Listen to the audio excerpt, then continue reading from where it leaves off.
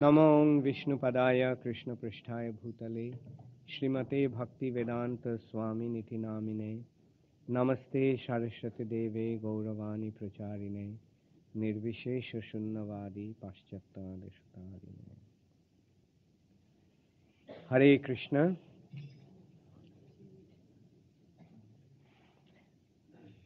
তাহলে আমাদের এই যে সেমিনার, এই সেমিনারটি উদ্দেশ্য কি? আমাদের বৈষ্ণব ধর্মের ঐতিহ্য নিরূপণ করা। বৈষ্ণব শব্দটি আসছে বিষ্ণু থেকে।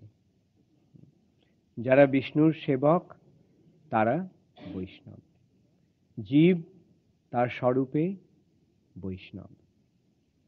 প্রতিটি জীব তার শুদ্ধ অবস্থাতে বৈষ্ণব। বৈকুণ্ঠে বা চিৎ জগতে সমস্ত জীবই ভগবানের পার্ষদ, ভগবানের সেবক, তারা নিত্য মুক্ত জীব, অতএব তারা সকলেই বৈষ্ণব। জীব যখন তার স্বরূপ থেকে বিচ্যুত হয় তখন সে তার বৈষ্ণবতা হারিয়ে ফেলে। বদ্ধ জীবই কেবল অবৈষ্ণব, তা না হলে জীব সর্ব অবস্থাতেই বৈষ্ণব। তাই সেই বদ্ধ জীবদের পুনরায় বৈষ্ণবে পরিণত করার জন্য ভগবান সৃষ্টির আদিতে ব্রহ্মাকে বৈদিক তত্ত্বজ্ঞান বা আধ্যাত্মিক জ্ঞান প্রদান করেছিলেন। ভগবান কেন সৃষ্টির আদিতে ব্রহ্মাকে এই দিব্যজ্ঞান দান করলেন? সকলকে যাতে বৈষ্ণব হতে পারে সেই সুযোগ দান করার জন্য।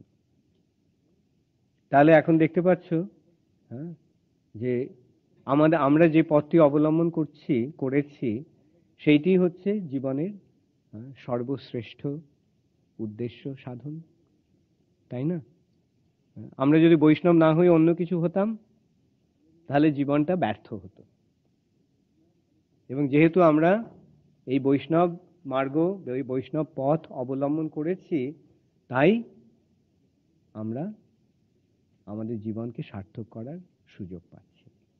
এটি একটি মস্ত বড় সৌভাগ্য, এটি আমাদের এক অসীম সৌভাগ্য, তাই না?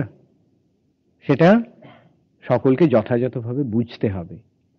আমরা কেন এই পথে এসেছি, কেন আমরা এই পথ অবলম্বন করেছি, সেটি বিচার করে দেখতে হবে। আমরা কি অন্ধের মতো এই পথে এসেছি? অন্ধের মতো যদি এসেও থাকি তাহলেও আমাদের বিচার করে দেখতে হবে যে এই যেই পথটি আমরা পেয়ে এসেছি, যে পথটি আমরা গ্রহণ করেছি, সেটি হচ্ছে সর্বশ্রেষ্ঠ পথ। আমরা যে উদ্দেশ্য নিয়ে আসি না কেন, সাধারণত গীতায় ভগবান বলছেন যে 4 রকমের মানুষ ভক্ত হয়, ভগবানের শরণাগত হয়। তারা কে কে? আর্ত, অর্থার্থী, জিজ্ঞাসু এবং জ্ঞানী। তা আমরা আর্ত হয়েই এ পথে আসি, অর্থার্থী হয়ে আসি, বা জিজ্ঞাসু হয়ে আসি, বা জ্ঞানী হয়ে আসি, তাতে কিছু যায় আসে না। কিন্তু এই পথে যে আমরা এসেছি, এখন আমাদের বিচার করে দেখতে হবে যে এই পথটি কি, এবং আরেকটু বিচার করতে হবে যে এর থেকে ভালো পথ কি আর আছে?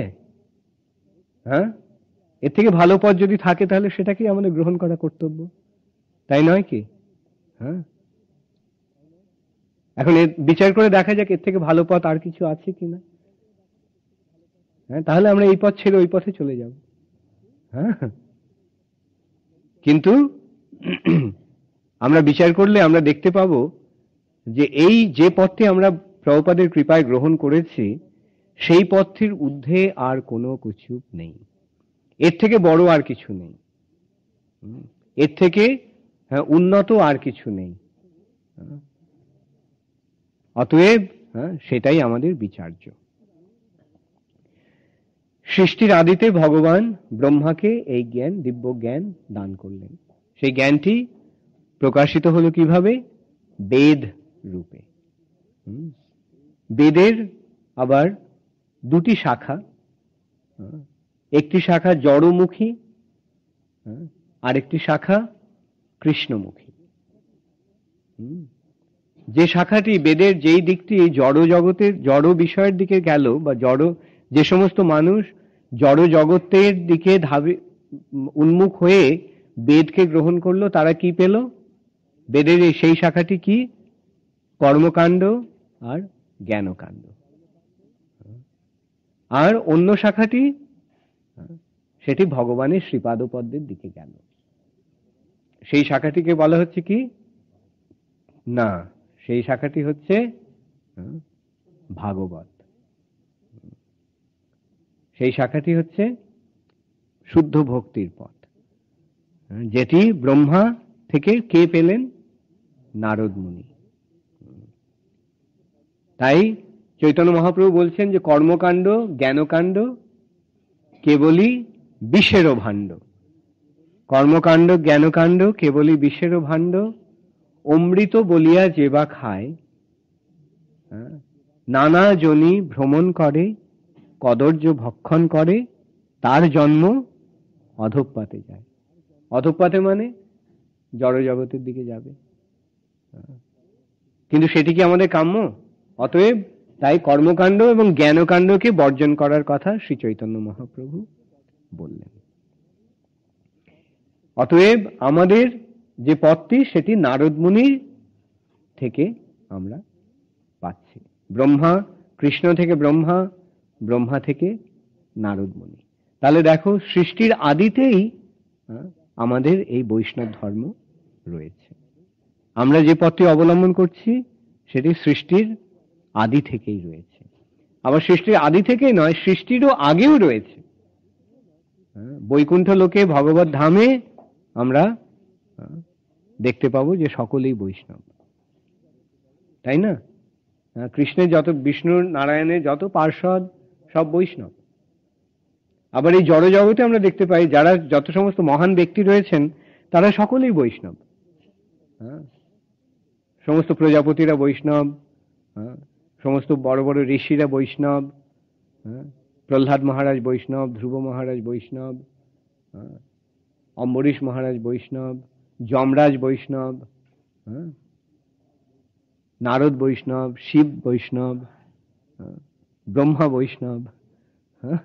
তাহলে এইটি আমাদের একটি ধারা, যেখানে সব বড় বড় পৃথিবীর যত সমস্ত মহান ব্যক্তি রয়েছেন, তারা সব আমাদের পূর্বপুরুষ। তাহলে আমরা এমন একটা বংশে জন্মগ্রহণ করেছি প্রভুপাদের কৃপায়, যেটি হচ্ছে সর্বশ্রেষ্ঠ বংশ।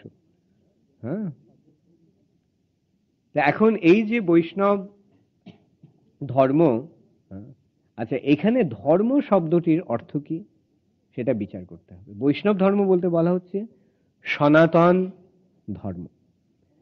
বৈষ্ণব ধর্মটি হচ্ছে সনাতন। সনাতন মানে, সনাতন মানে নিত্য। এবং আরেকটি কথা বলা হচ্ছে এই সম্পর্কে, যে এই ধর্মটির আরেকটি নাম হচ্ছে জৈব ধর্ম, অর্থাৎ জীবের ধর্ম। যেখানে জীব রয়েছে সেখানেই এই ধর্মটি রয়েছে। এবং যেহেতু জীব নিত্য, অতএব এই ধর্মটিও নিত্য, তাই এই ধর্মটি নিত্য ধর্ম। এখন ধর্ম শব্দটির অর্থ কি? ধর্ম শব্দটির অর্থ হচ্ছে কোনো বস্তুর সঙ্গে অঙ্গাঙ্গিভাবে যে গুণগুলি জড়িত থাকে, সেটি হচ্ছে তার ধর্ম। যেমন জলের ধর্ম কি?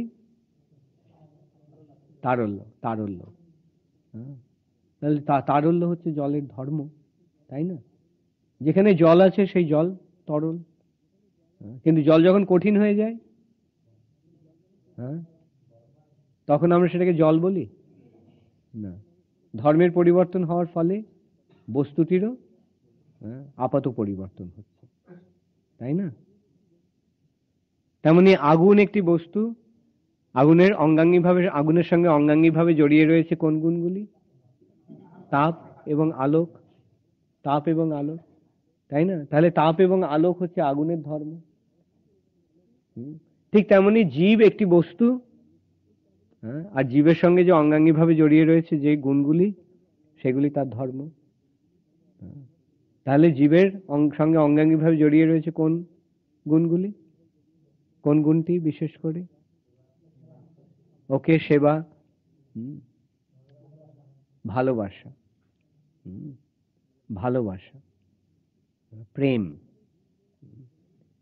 যেখানেই জীব রয়েছে সেখানেই ভালোবাসা রয়েছে, প্রেমের প্রবণতা রয়েছে। এই প্রেমটি জীবের হৃদয়ে নিহিত রয়েছে এবং সেই প্রেমটি ভগবানের সঙ্গে যুক্ত হওয়ার আকাঙ্ক্ষা। জীব ভগবানের অংশ, তাহলে অংশের অস্তিত্বের সার্থকতা কোথায়? অংশের অস্তিত্বের সার্থকতা পূর্ণের সঙ্গে যুক্ত হওয়ার সঙ্গে মাধ্যমে, তাই না? অংশ যদি পূর্ণের সঙ্গে যুক্ত হতে না পারে, না থাকে, তাহলে তার অস্তিত্বে তাৎপর্য থাকে না, বৈশিষ্ট্য থাকে না। যেমন আমার হাতের আঙ্গুলটি আমার শরীরের অংশ, দেহের অংশ। এখন আঙ্গুলটি যদি কেটে যায়, কেটে হাত শরীর থেকে যদি বিচ্ছিন্ন হয়ে যায়, তাহলে সেই আঙ্গুলটির কোনো মূল্য আছে? থাকে না। কিন্তু আঙ্গুলটি যখন শরীরের সঙ্গে যুক্ত থাকে তখন আঙ্গুলটি কত মূল্যবান। ঠিক তেমনি জীব যখন ভগবানের সঙ্গে যুক্ত থাকে তখন তার অস্তিত্ব সার্থক। জীব যখন ভগবানের থেকে বিচ্ছিন্ন হয়ে পড়ে তখন তার অস্তিত্বের কোনো তাৎপর্য থাকে না। এখন ভগবানের সঙ্গে জীব যুক্ত থাকতে পারে কিভাবে, যুক্ত হয় কিভাবে? ভগবানের সঙ্গে যুক্ত হওয়ার উপায়টি কি রকম? প্রেম। আমরা দেখতে পাই না যে ভালোবাসা, প্রেম পরস্পরকে কাছে নিয়ে আসে, পরস্পরের সঙ্গে যুক্ত করে, তাই না? আর ভালোবাসার বিপরীত কি? প্রেমের বিপরীত ভাবটি কি?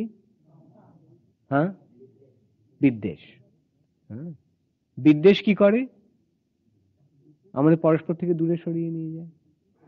আমরা দেখতে পাচ্ছি এটা, যে প্রেম আমাদের কাছে টানে, বিদ্বেষ আমাদের দূরে নিয়ে যায়। এখন আমরা যদি ভগবানের সঙ্গে যুক্ত হতে চাই তাহলে কিভাবে যুক্ত হতে হবে? এই প্রেম রূপ শক্তির মাধ্যমে। প্রেম যখন ভগবানের প্রতি অর্পিত হবে তার ফলে আমরা ভগবানের সঙ্গে যুক্ত হতে পারব। এই প্রেমেরই নাম ভক্তি। এখন এই প্রেম ভগবানের প্রতি অর্পণ করার যে পন্থা, সেই পন্থাটি হচ্ছে ভক্তি বা বৈষ্ণব মার্গ, বৈষ্ণবতা। ভগবানের ভক্ত বৈষ্ণব, যে ভক্তি করে সেই বৈষ্ণব, যেই ভজে সেই বড়, অভক্তহীন ছাড়।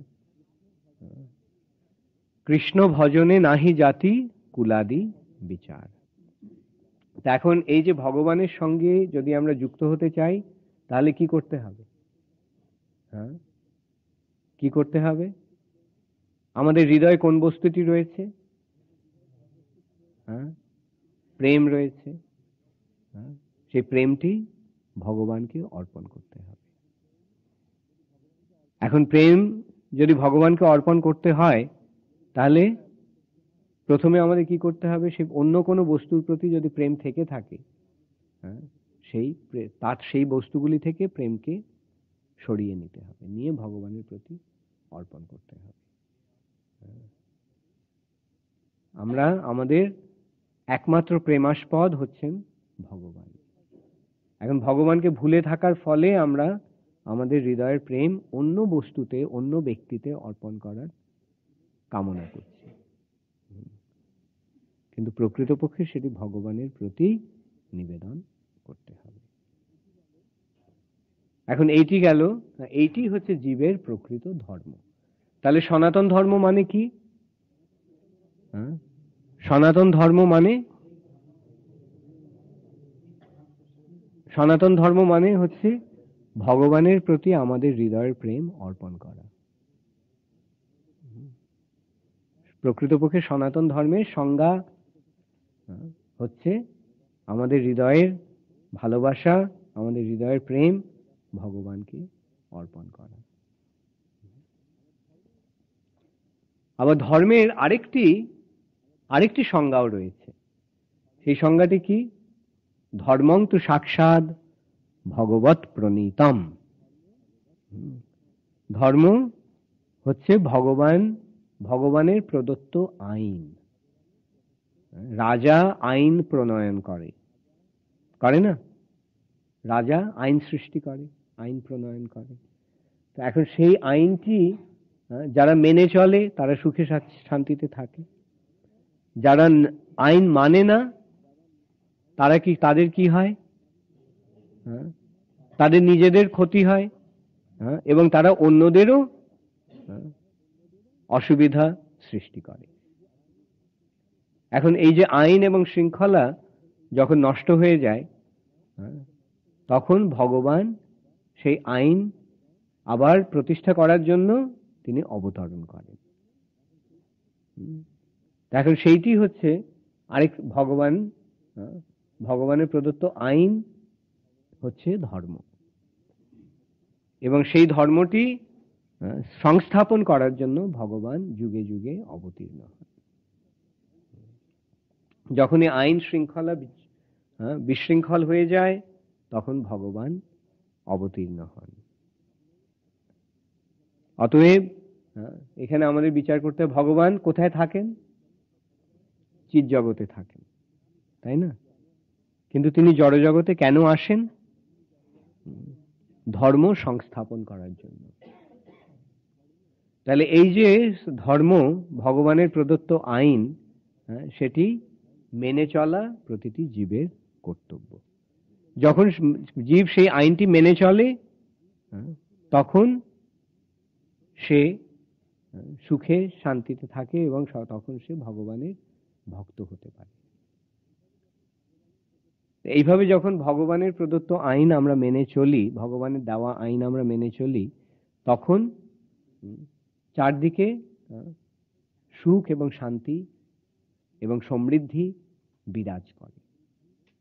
কিন্তু যখন সেই ধর্ম বা আইন নষ্ট হয়ে যায়, লোকেরা যখন আইন অমান্য করতে থাকে, তখনই সমাজে বিশৃঙ্খলা সৃষ্টি হয় এবং মানুষ তখন নানা রকম দুঃখ দুর্দশা ভোগ করে।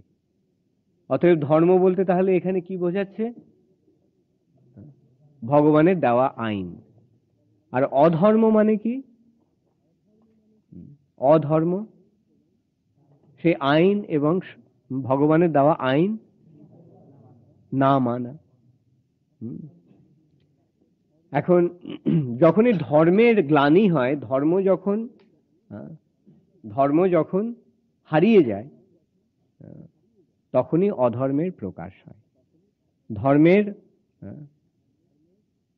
ধর্মের গ্লানির ফলে অধর্মের অভ্যুত্থান হয়। এখন সত্যযুগে ধর্ম চারটি পায়ের উপরে দাঁড়িয়েছে, অর্থাৎ সত্যযুগে প্রায় সকলেই ধর্মপরায়ণ শুদ্ধ আত্মা।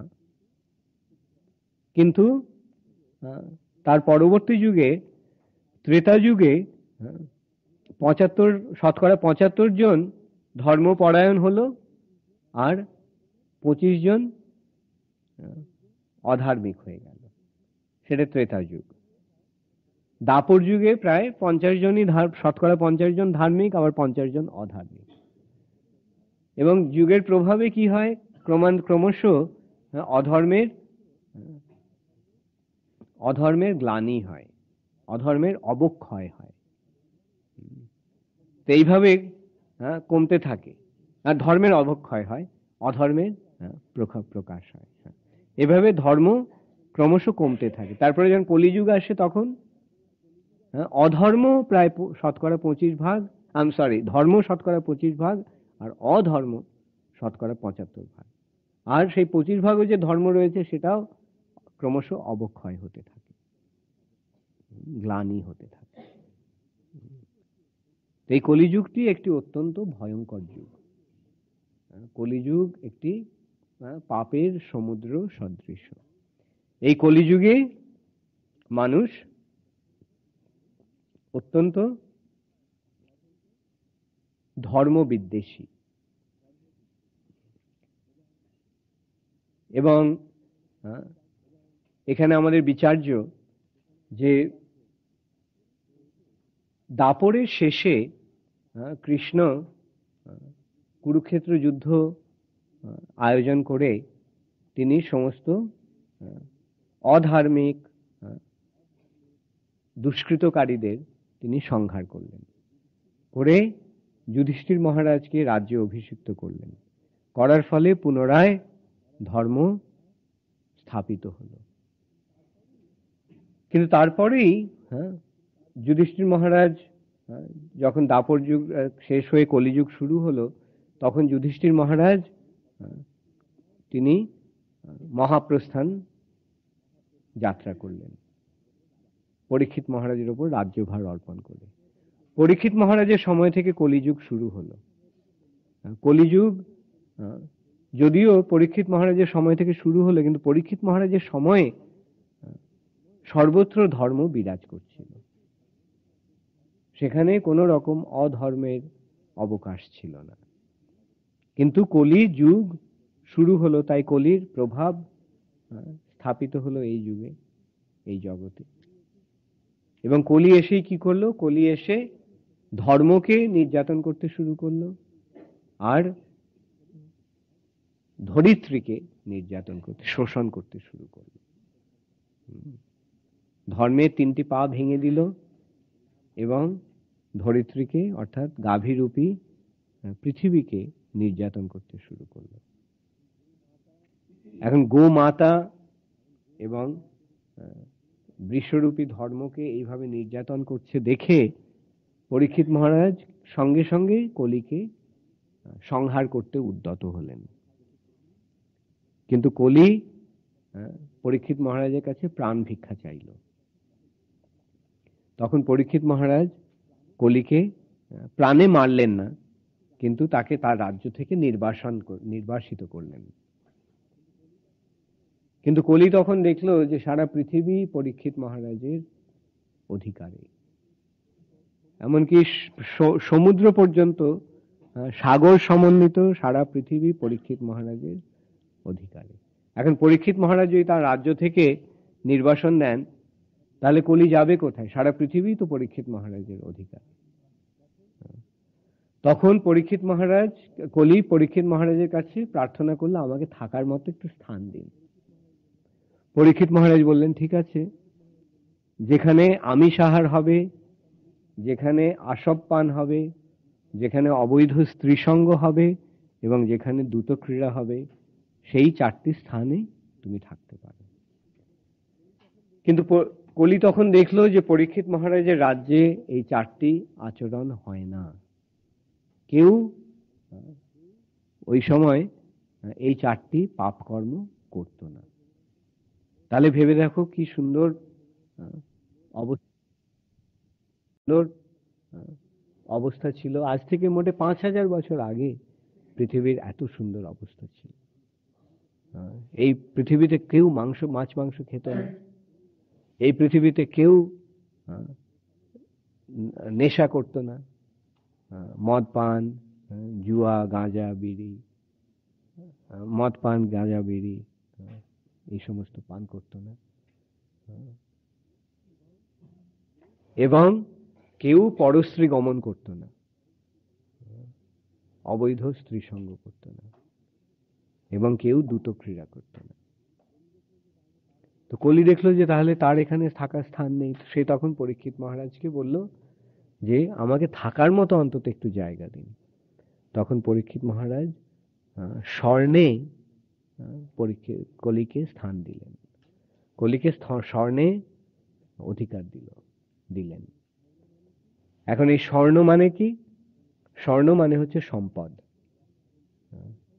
এখন যে ধন সম্পদ যদি কৃষ্ণের সেবায় নিযুক্ত না হয়, তাহলে এই যুগে সেটি কলির স্থানে পরিণত হবে। তো এইভাবে পরীক্ষিত মহারাজের কাছ থেকে কলি তার থাকার জায়গা করে নিল। এবং কলি প্রথমেই কি করলো, প্রথম সুযোগেই পরীক্ষিত মহারাজকে বিনষ্ট করলো, পরীক্ষিত মহারাজকে সংহার করলো।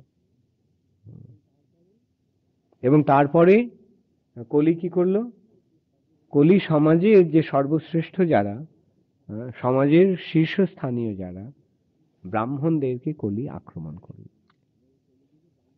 এবং এই কলিযুগে ব্রাহ্মণেরাই বৈদিক ধর্মটিকে নষ্ট করে দিল। এবং বরাহ পুরাণে সেই সম্বন্ধে বলা হয়েছে যে কলিযুগকে আশ্রয় করে রাক্ষসেরা ব্রাহ্মণ বংশে জন্মগ্রহণ করবে।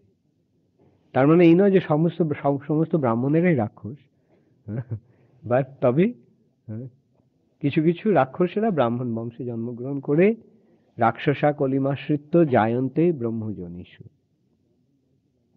এই ব্রাহ্মণ বংশে জন্মগ্রহণ করে তারা সমস্ত বৈদিক ধর্মটিকে নষ্ট করে দিল। তারা বৈদিক ধর্মের নাম করে সমস্ত অন্যায় আচরণ শুরু করল। তার ফলে আমরা দেখতে পাই যে অতি অল্প সময়ের মধ্যে কি হলো, নানা রকম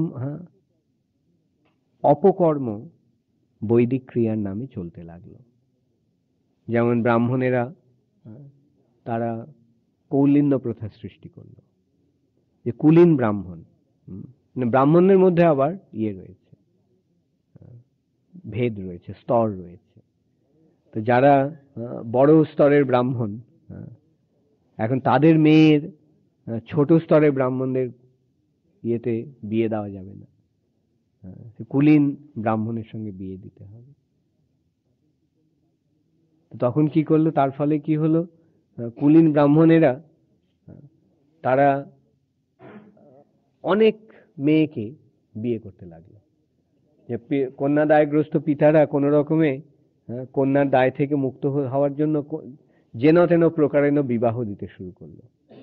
কুলীন ব্রাহ্মণকে বিয়ে দিতে হবে, আর কুলীন ব্রাহ্মণের সংখ্যা কম, আর ব্রাহ্মণ কন্যা অনেক ব্রাহ্মণ বড় বংশে জন্ম দিতে পারলে, বিয়ে দিতে পারলে তার সমাজে তার পদমর্যাদা বাড়বে। তাই সকলে কুলীন ব্রাহ্মণ খুঁজতে লাগলো। আর কুলীন ব্রাহ্মণেরা কি করলো, তখন তারা এক একজন 100, 200, 300 বিয়ে করতে লাগলো। আর তারা কি করতো, ঘুরে ঘুরে বেড়াতো 365 দিন 365 শ্বশুর বাড়িতে।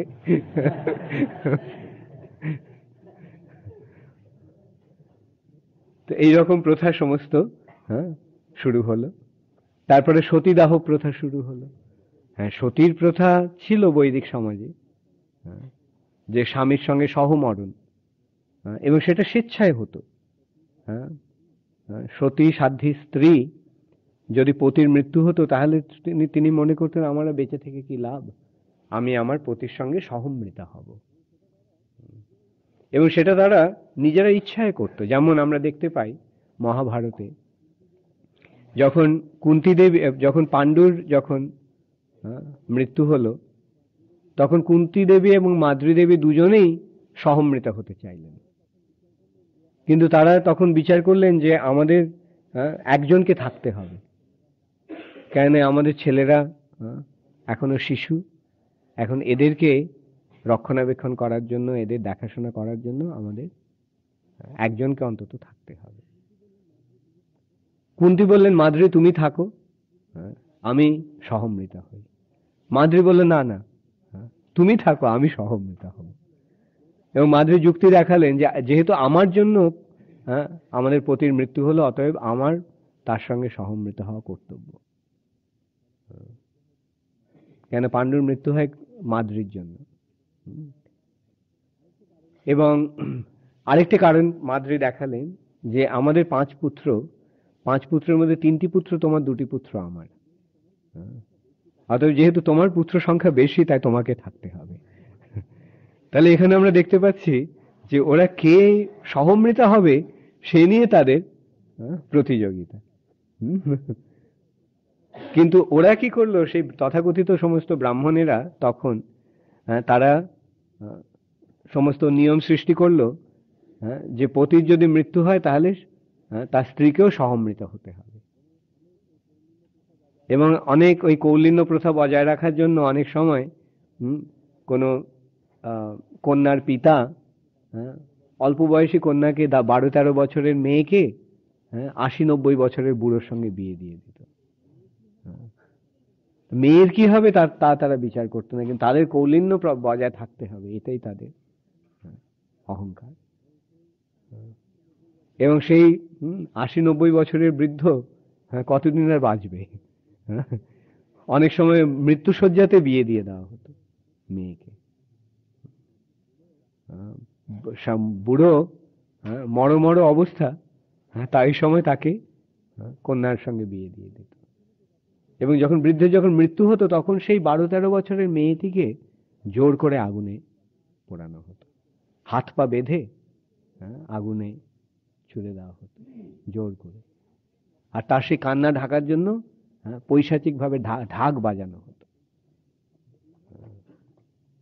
এইভাবে কলিযুগে এক ধর্মের এক প্রচন্ড অবক্ষয় দেখা দিল এই সমস্ত তথাকথিত ব্রাহ্মণদের প্রভাবে। এটা কলির প্রভাব। কলি সর্বপ্রথমে ব্রাহ্মণদের, যারা মস্তক সমাজের মস্তক স্বরূপ, তাদেরকে আক্রমণ করলো। শরীরে যদি মাথাটাকে যদি আক্রান্ত হয় তাহলে শরীরটা কি অবস্থা হবে? শরীরটা স্বাভাবিকভাবেই নষ্ট হয়ে যাবে। তো এইভাবে ব্রাহ্মণদেরকে আক্রমণ করার ফলে সমাজ আস্তে আস্তে ভেঙে পড়ল, বৈদিক সমাজ ভেঙে গেল। এবং এইভাবে যখন ধর্মের গ্লানি হলো, তখন বুদ্ধদেবের আবির্ভাব হলো। কেশব ধৃত বুদ্ধ শরীর জয় জগদীশ হরে। এইভাবে ভগবান বুদ্ধদেব রূপে অবতীর্ণ হলেন এই কলিযুগে। এবং অবতীর্ণ হয়ে তিনি কি করলেন? তিনি সকলকে বেদ বিমুখ করে দিলেন। দেখো, এখন বেদ হচ্ছে এই সনাতন ধর্মের ভিত্তি।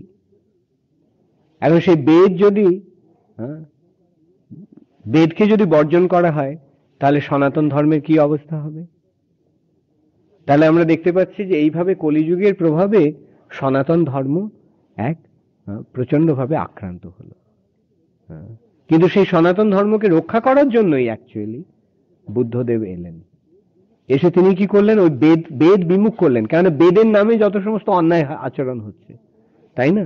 তাহলে সেই অন্যায় আচরণগুলো বন্ধ করার জন্য তিনি বললেন বেদ মানার কোনো প্রয়োজন নেই। এইভাবে বুদ্ধদেব এসে, ভগবান বুদ্ধদেব রূপে অবতীর্ণ হয়ে তিনি জীবকে বেদ বিমুখ করে দিলেন। কিন্তু সেই বেদ বিমুখ করার উদ্দেশ্যটি কি? এই সনাতন ধর্মকে রক্ষা করা। কেন বেদের নাম করে যত সমস্ত অন্যায় আচরণ হচ্ছে, অধর্ম আচরণ হচ্ছে, তাহলে সেই অধর্মগুলি বন্ধ করতে হলে প্রথমে কি করতে হবে? বেদকে বর্জন করতে হবে। এইভাবে বুদ্ধদেব এসে তিনি বেদ বিমুখ করে, তার মানুষকে বেদ বিমুখ করে দিয়ে তিনি একটি নতুন ধর্ম স্থাপন করলেন, যার নাম হলো অহিংস ধর্ম বা বৌদ্ধ ধর্ম। ঠিক আছে, আজকে তাহলে আমরা এইটুকুই আলোচনা করব। কারো যদি কোনো প্রশ্ন থাকে, প্রশ্নের জন্য আমি 10 মিনিট সময় রাখছি।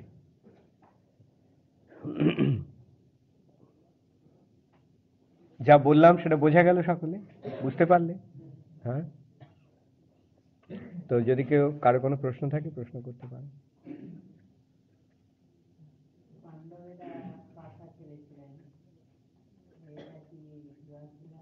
হ্যাঁ হ্যাঁ, দাপর যুগে বা অন্যান্য যুগে ক্ষত্রিয়দের পাশা খেলা, আসব পান, মদ খাওয়া, এগুলি ছিল, এগুলির অনুমোদন ছিল। কিন্তু কলিযুগে সেটা বর্জন হল। দেখা গেল দাপর যুগে পাশা খেলার মধ্যে দিয়ে কি হলো? প্রতারণা এলো। তাই না?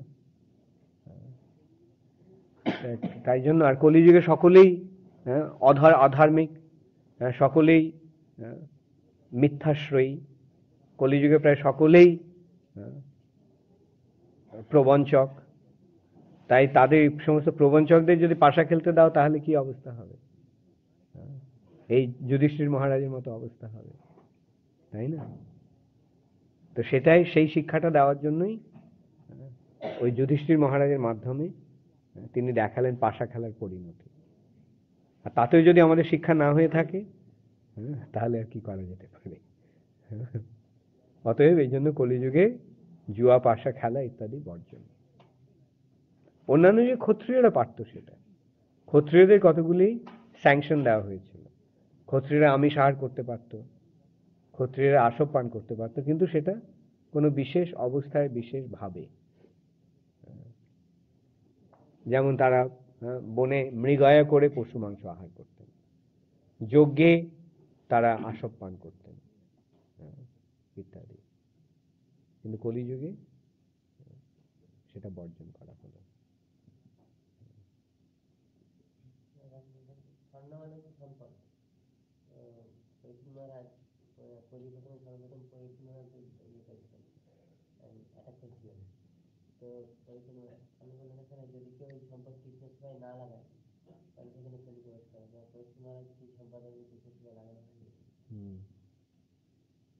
তাহলে আমাদের সাবধান থাকতে হবে যখন আমরা স্বর্ণ নিয়ে আর ইয়ে করব, কলি প্রবেশ করতে পারি, তাই জন্য সাবধান থাকতে হবে। তবে সেফ উপায় হচ্ছে যে কৃষ্ণের সেবায় নিয়োগ করা। শ্রী পরীক্ষিত মহারাজের সম্পদ কৃষ্ণের সেবায় নিযুক্ত থাকলে তার মুকুটটা তো তার নিজের জন্য ছিল। কলিতায় সেই স্বর্ণ মুকুটের মাধ্যমে প্রবেশ করলো।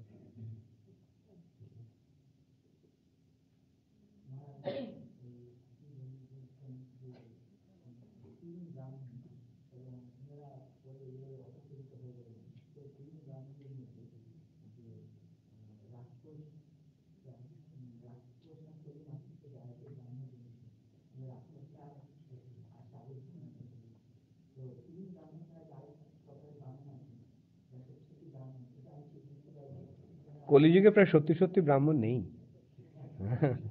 এই প্রভুপাদ বলেছেন যে ভারতবর্ষে ব্রাহ্মণ খুঁজে পেলেন না তিনি, তাই আমেরিকা থেকে তিনি মানুষকে ব্রাহ্মণ করে এখানে নিয়ে এলেন।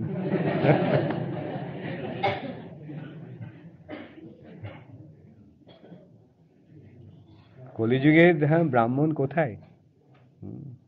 আর দেখতে পাচ্ছ তো, আমি যখন বাংলা বইগুলি দেখি, বাংলা যে পুরাণ ইত্যাদি অনুবাদ যারা করেছে, বৈষ্ণব ইয়ে ছাড়া, আমাদের সম্প্রদায় ছাড়া, তারা সকলেই ওই শাক্ত, তারা ওই শক্তির মহিমা গাইছে, ভক্তির মহিমা কেউ গায় না। তাহলে বুঝতে পারছো এরা কিরকম ব্রাহ্মণ। ওরা ওই জাতে নামেই ব্রাহ্মণ, 2 পয়সার পৈতেওয়ালা ব্রাহ্মণ, কিন্তু কাজের বেলায় ব্রাহ্মণের যে গুণাবলী শাস্ত্রে রয়েছে, যজন যাজন পঠন পাঠন দান প্রতিগ্রহ, এগুলো কজন ব্রাহ্মণ করছে?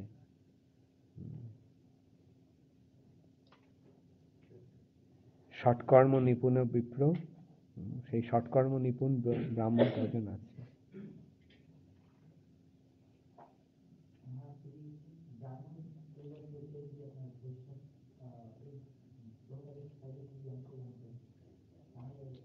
সে ব্রাহ্মণ, সে তখন সে সত্যিকারের ব্রাহ্মণ হচ্ছে, then he is becoming a real Brahmin, তাই না? ব্রাহ্মণ পরিবারে জন্ম হলেই যে ব্রাহ্মণ হয় তা নয়। হ্যাঁ, প্রকৃত ব্রাহ্মণ হচ্ছে বিষ্ণু ভক্তির অর্জন করার মাধ্যমে। জন্ম না জায়তে শূদ্র, জন্মের ক্রমে জন্ম অনুসারে সকলেই শূদ্র, কিন্তু সংস্কারাৎ ভবতি দ্বিজ।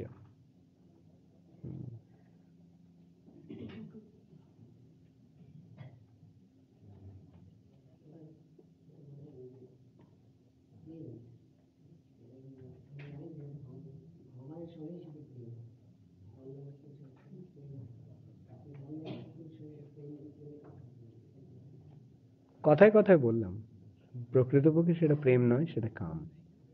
প্রেম কেবল কৃষ্ণের বেলায় প্রযোজ্য।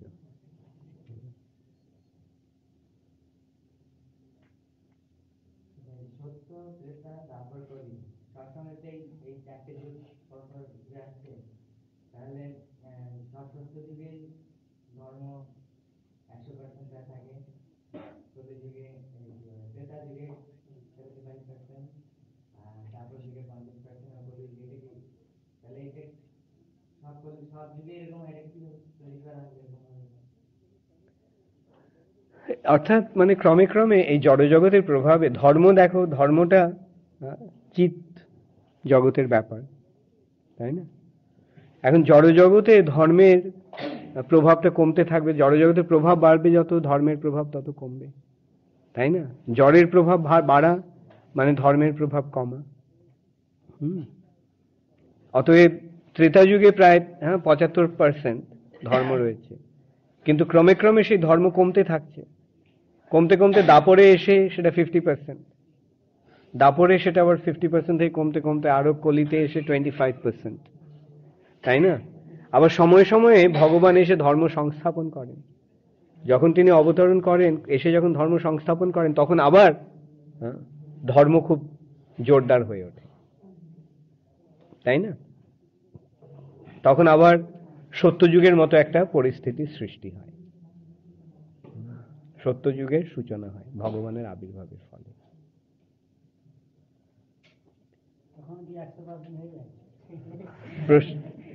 হ্যাঁ, প্রায় 100% হয়ে যায়।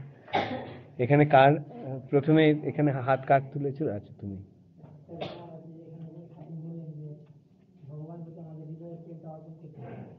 হ্যাঁ,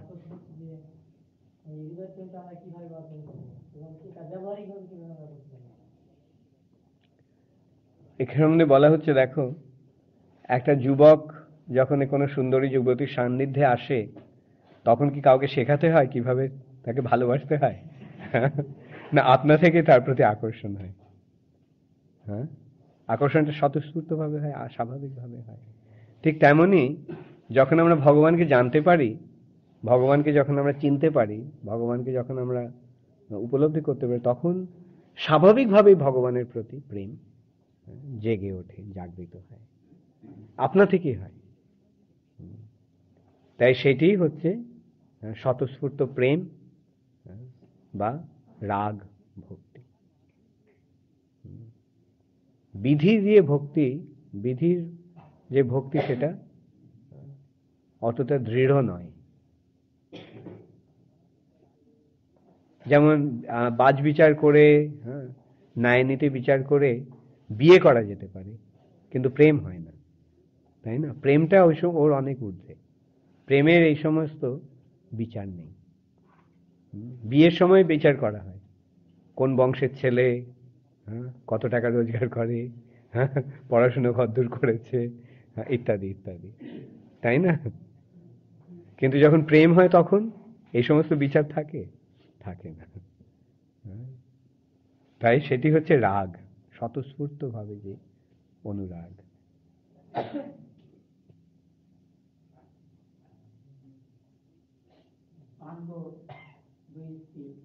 হ্যাঁ,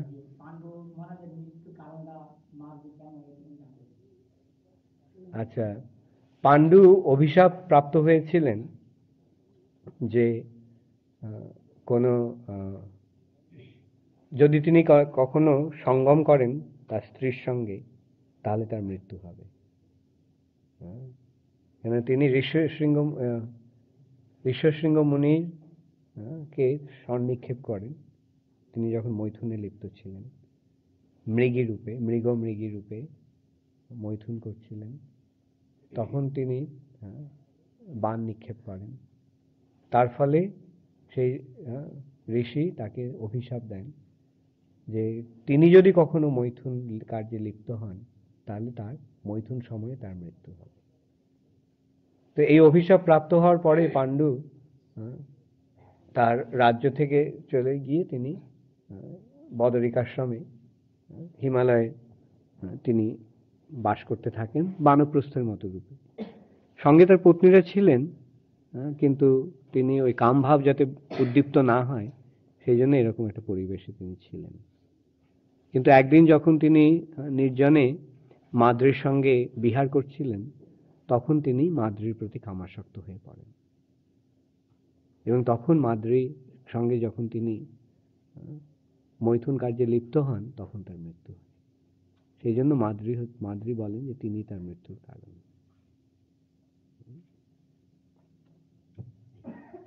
বৈদিক সভ্যতায় যে সতী সাধ্বী স্ত্রীদের যে সহনশীলতা হওয়ার কথা ছিল, সেই সতীদাহ প্রথা কি কলিযুগের ক্ষেত্রেও প্রযোজ্য?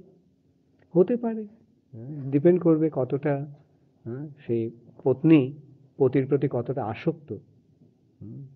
হয়েছে অনেক, বিশেষ রাজস্থানে পদ্মিনী তিনি তার পতির সঙ্গে সহমৃত হলেন। শুধু তাই নয়, সেখানে সমস্ত মেয়েরা আগুন জ্বেলে সেই আগুনে প্রবেশ করেন।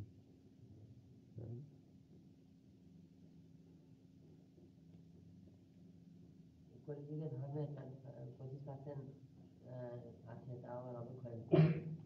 প্রভুপাদ সারা বিশ্বে কিছু ধর্মের প্রচার করছেন, এদিকে 95% বেশি। হ্যাঁ, তার ফলে আবার ধর্ম পুষ্ট হচ্ছে, এবং ক্রমে ক্রমে একটা সময় আসবে যখন ও যেটা বলছে আবার 100% ধর্ম প্রতিষ্ঠিত হয়ে যাবে। পৃথিবীর প্রতিটি নগরে এবং গ্রামে যদি কৃষ্ণ ভক্তির প্রচার হয়, তখন পৃথিবীর অবস্থা কিরকম হবে? ধর্মের সংস্থাপন হয়ে যাবে, তাই না? এবং এই আন্তর্জাতিক কৃষ্ণ ভাবনামৃত সংঘ সেটাই করছে।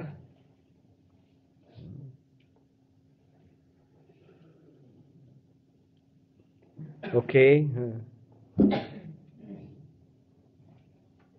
প্রভুপাদ একাই কত বদ্ধযুগকে উদ্ধার করেছেন, ধর্মের এত প্রভাব। প্রথম যখন সত্যযুগে সবাই ধর্ম এবং এরকম পরপর প্রতিষ্ঠা এই যেমন দেখো, প্রভুপাদ তিনি একা এতক্ষণ এতভাবে কৃষ্ণ ভক্তি প্রচার করলেন, তো প্রভুপাদ চলে যাওয়ার পরে এখন কি অবস্থা হয়েছে? কৃষ্ণ ভক্তি বেড়েছে না কমেছে? না, কমেছে। তোমরা এসে হয়তো জয়েন করেছো ইন্ডিয়াতে, কিন্তু বিদেশে অনেক ভক্ত চলে গেছে। সুতরাং এই মহাপুরুষদের আবির্ভাবের ফলে ধর্ম পুষ্ট হয়, কিন্তু এই মহাপুরুষেরা যখন অপ্রকট হন, তখন আবার সেই ধর্মের অবক্ষয় হয়। পেছনে কার হাত উঠেছিল? ওকে,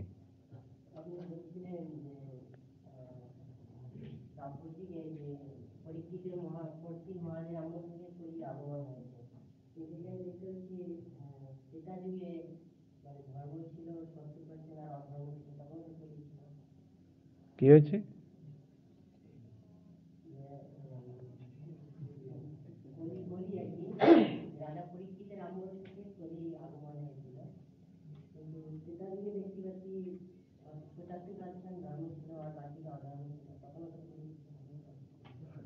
না, তখন ত্রেতা ছিল।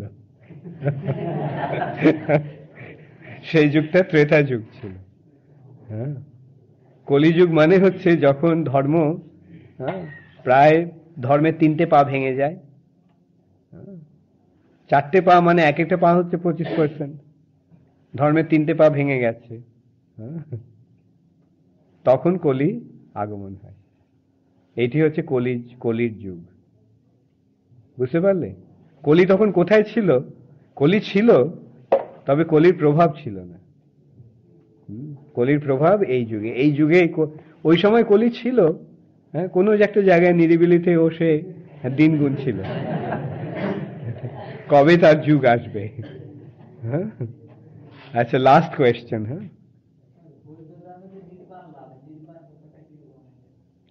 বৌদ্ধদের নির্বাণ হচ্ছে শূন্যে লীন হয়ে যাওয়া। শূন্যে লীন হয়ে যাওয়া, সেটা হচ্ছে নির্বাণ।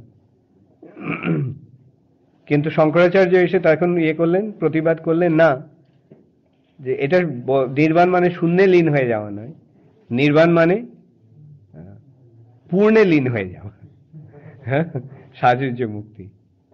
যাই হোক, এটা আমরা পরে আলোচনা করব। আচার্য, লাস্ট কোয়েশ্চেন।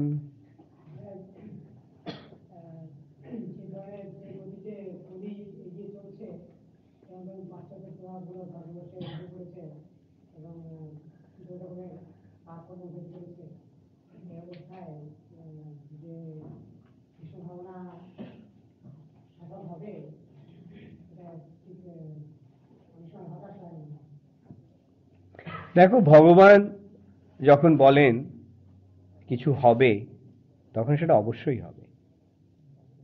এখন প্রশ্ন যে শ্রী চৈতন্য মহাপ্রভু কি ভগবান? ভগবান তো। এখন চৈতন্য মহাপ্রভু কি বলেছেন পৃথিবীতে আছে যত নগরাদি গ্রাম সর্বত্র প্রচার হইবে মোর নাম? মহাপ্রভু বলেছেন। এখন মহাপ্রভু যদি ভগবান হন এবং মহাপ্রভু যদি এই কথাটি বলে থাকেন, তাহলে এটা কি হবে না হবে না? অবশ্যই হবে। হ্যাঁ, আমরা হতাশ হতে পারি, হ্যাঁ, কিন্তু মহাপ্রভুর ভবিষ্যৎবাণী সার্থক হবেই হবে। আর আমাদের একমাত্র কর্তব্য হচ্ছে যে সেই মহাপ্রভুর বাণীতে সম্পূর্ণ বিশ্বাস রেখে মহাপ্রভুর সেবা করে যাওয়া, প্রচার করে যাওয়া। আমরা কেবল এইটুকুই করতে পারি। আমাদের ক্ষমতায় তো এগোতে হয়, এটা হবে না। মহাপ্রভুর ইচ্ছাতেই সেটা হবে। এখন আমরা যদি মনে করি যে আমাদের জন্য আমি করব ওটা, তাহলেই অসুবিধা হয়ে যাবে। আমাদের ভাব সবসময় মনে রাখতে হবে যে আমাদের ক্ষমতা অত্যন্ত সীমিত।